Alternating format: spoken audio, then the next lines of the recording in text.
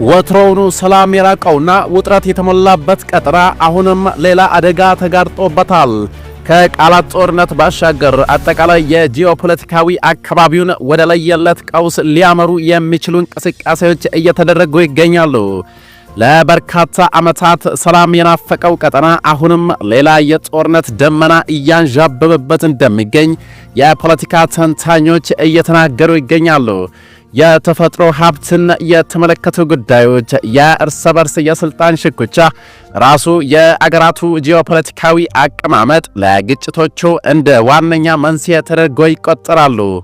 በዚህ ሰዓት በአፍሪካ ቀንድ ላይ ለተፈጠረው ውጥረት እንደ ዋነኛ ምክንያት እየተጠቀሰ ያለው የጋራ የሆኑ የተፈጥሮ ሀብቶችን እንዴት በፍትሃዊነት እንጠቀም የሚል ሲሆን ለዚህም አለመግባባት እስካሁን መፍትሄ ሊገኝ አልተቻለም። ኢትዮጵያ፣ ግብጽና ሱዳን በአባይ ውሃ አጠቃቀም ላይ ለበርካታ ዓመታት ሲወዛገቡ ቆይቷል። ምንም እንኳ ኢትዮጵያ የወንዙ መነሻ ብትሆንም ሌሎች የተፋሰሱ አገራትም ያይገባኛል ጥያቄ አሁንም መቋጫ አላገኘም። ከሰሞኑ ግብጽ ባስተላለፈችው ማስጠንቀቂያ ኢትዮጵያ በአባይ ወንዝ ላይ የምታደርገውን እንቅስቃሴ ዝም ብለን አንመለከትም፣ ሁሉንም አማራጮች እንጠቀማለን ማለቷን ተከትሎ በሁለቱ አገራት መካከል ነገሮች እየተካረሩ ይገኛሉ። ሌላኛው ለቀጠናው ስጋት የሆነው በኢትዮጵያና በኤርትራ መካከል ያለው የቃላት ጦርነት ሲሆን የቀይ ባህርን ይገባኛል ጥያቄ በኤርትራ በኩል ከፍተኛ የሆነ ፍራቻን የፈጠረ ይመስላል።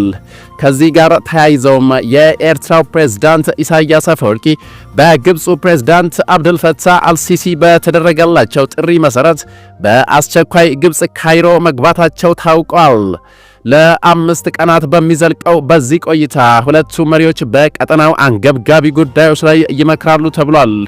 የኤርትራው ፕሬዝዳንት ጽሕፈት ቤት ኃላፊ አቶ የማነ ገብረ መስቀል እንዳስታወቁት ወደ ግብፅ ያቀናው የልዑካን ቡድኑ የውጭ ጉዳይ ሚኒስትሩን አቶ ኡስማን ሳልን ያካተተ ሲሆን ጉብኝቱ የሁለቱን አገራት ግንኙነት ይበልጥ ለማጠናከር ያለመ ነው ብለዋል።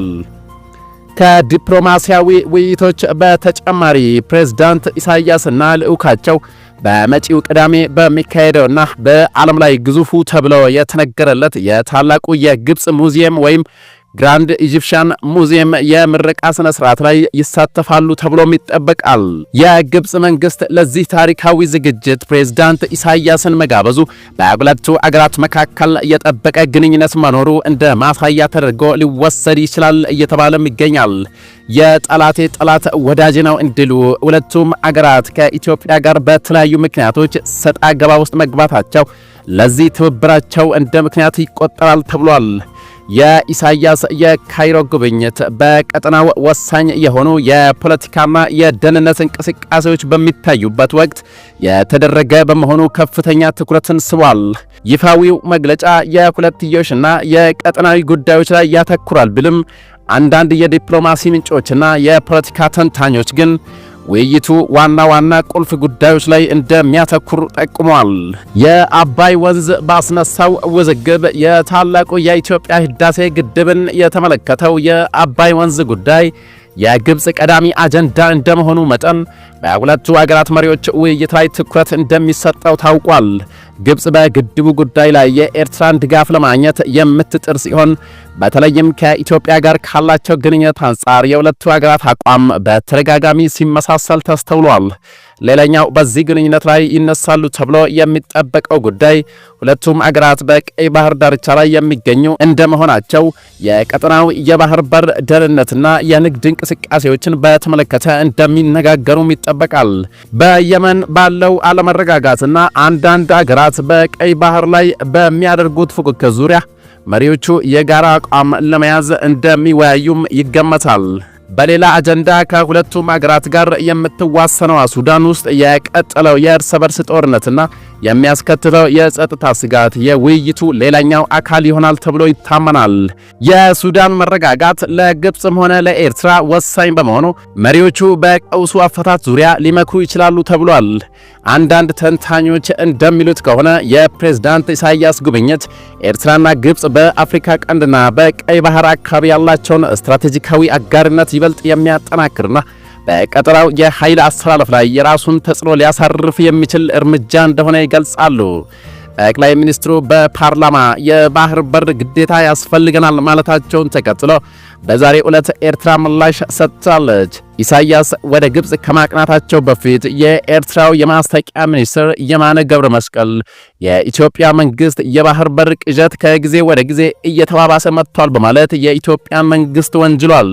ጠቅላዩ ከቀይ ባህርና ከኤርትራ ጋር በተያያዘ ውጊያው ከተነሳ ውጤቱ ግልጽ ነው፣ አስተማማኝ አቅም ስላለን ማንም አያቆምንም በማለት ማስጠንቀቃቸውን ተከትሎ የኤርትራው የማስታወቂያ ሚኒስትር ምላሽ ሰጥቷል።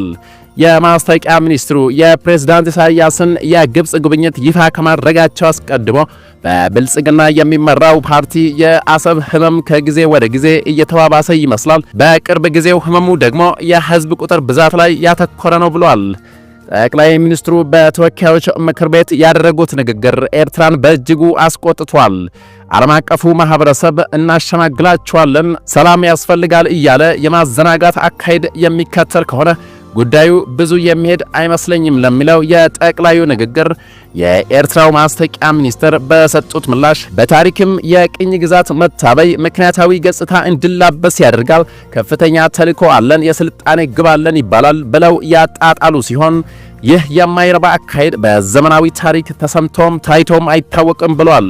ከማንም ጋር የመዋጋት ፍላጎት የለንም ያሉት ጠቅላይ ሚኒስትሩ ውጊያው ከተነሳ ውጤቱ ግልጽ ነው፣ ከዚያ በኋላ እየየ ማለት አይሰራም፣ አሁኑኑ አለመጀመር ይሻላል በማለት አስጠንቅቋል። በእርግጠኝነት ማንም ፈለገም አልፈለገም ከባህሩ በቅርብ ርቀት ላይ ያለን ተዘግቶብን መኖር አንችልም ሲሉ ለምክር ቤቱ አባላት አቋማቸውን ገልጸዋል። ከጊዜ ወደ ጊዜ እየተካረረ በመጣው የኢትዮጵያና የኤርትራ የቃላት ውጊያ የቀይ ባህር ጉዳይ ዋነኛ ማጠንጠኛ ሆኖ ቆይቷል። የትግራይን ጦርነት ካስቆመው የፕሪቶሪያ ስምምነት በኋላ በሁለቱ አገራት መካከል ያለው ግንኙነት ክፉኛ ሻክሯል። ኢትዮጵያ የባህር በር ፍላጎቷን ይፋ ካደረገች በኋላ ኤርትራ ከኢትዮጵያ ጋር በህዳሴ ግድብ ምክንያት ውዝግብ ውስጥ ከምትገኘው ግብጽ ጋር የጠበቀ ግንኙነት እየፈጠሩ ሲሆን ሶማሊያን ጨምሮ የሶስትዮሽ የጋራ ትብብር መመስረታቸው ይታወሳል። በኢትዮጵያና በግብጽ መካከል ላለፉት 15 ዓመታት የውዝግብ ምክንያት ሆኖ የቆየው ታላቁ የኢትዮጵያ ህዳሴ ግድብ ግንባታ ከተጠናቀቀ በኋላ ግብጽ በከፍተኛ ባለስልጣኖቿ አማካኝነት በኢትዮጵያ ላይ የምታቀርበውን ክስ አሁንም አጠናክራ ቀጥላለች። ይህ በቀጠናው የምታየው ውጥረት በዚሁ ከቀጠለ ወደ ለየለት ግጭት እንዳያመራ ከፍተኛ ጥንቃቄ እንደሚያስፈልግ በርካታ ተንታኞች እየተናገሩ ይገኛሉ። ክብራትና ክብራን የዛሬ ሚዲያ ቤተሰቦች የአሁኑ መረጃ ይህን ይመስል ነበር። አዳዲስና ወቅታዊ መረጃዎች በፍጥነት እንዲደርሳችሁ ይህን ቻናል ከታች ሰብስክራይብ አድርጉ እያልኩ በቀጣይ መረጃ እስክንገናኝ ድረስ ሰላም።